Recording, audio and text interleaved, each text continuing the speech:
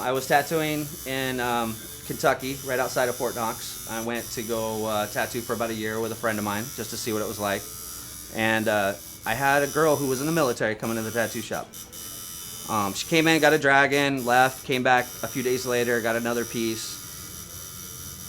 About, have about 2.5 weeks of tattooing her, and then she comes in one day and says, I want to get a demon tattoo.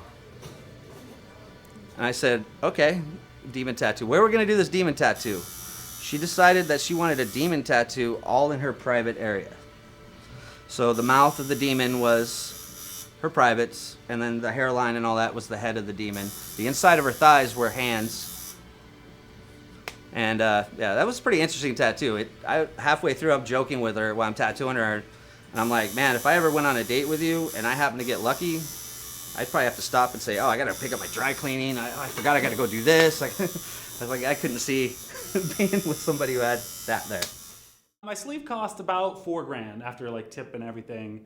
Probably more when you factor in like travel, because it was down in San Diego that I got it.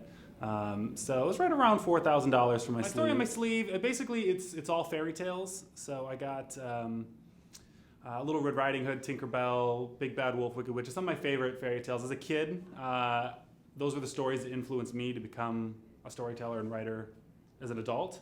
And so I wanted to pay homage to the stories that sort of influenced me as a storyteller and a writer, and kind of formed who I was and what I do now. So, yeah. I have one tiny tattoo on my hip bone, and that was in a kind of a drunken stupor that I don't want to talk about it. I mean, it's not a bad tattoo, but it was just unnecessary. It's not personal at all. Only tattoo I would say that has an interesting story behind it would be this entire arm. I got this full sleeve done in one day, which I don't ever recommend doing. So that it was a 10-hour session. I only had my little fan dancer here because I also do burlesque. And so she was my lone one on this arm. The rest of this was done in one sitting.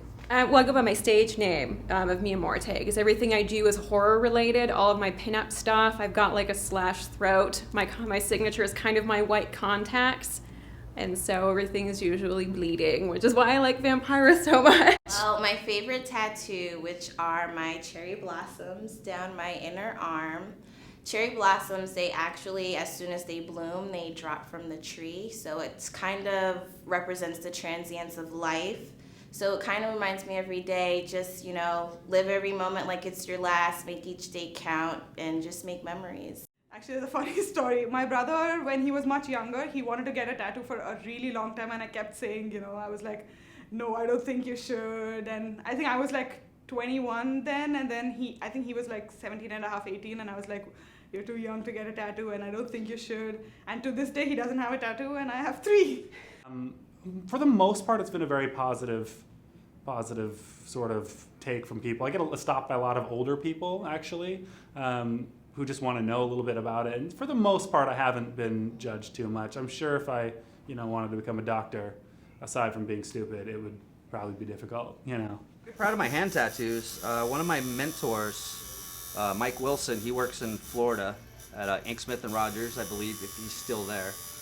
He did my hands, and he was actually a guy who taught me a lot about tattooing, even after my apprenticeship. Like little inside tricks, stuff that I never even knew, a little bit of history of tattooing that I never knew. And he was definitely a great mentor, like as far as artwork went, and just a few little tips in tattooing. I don't regret any tattoos. I love every single one of them, all 9. I love them all.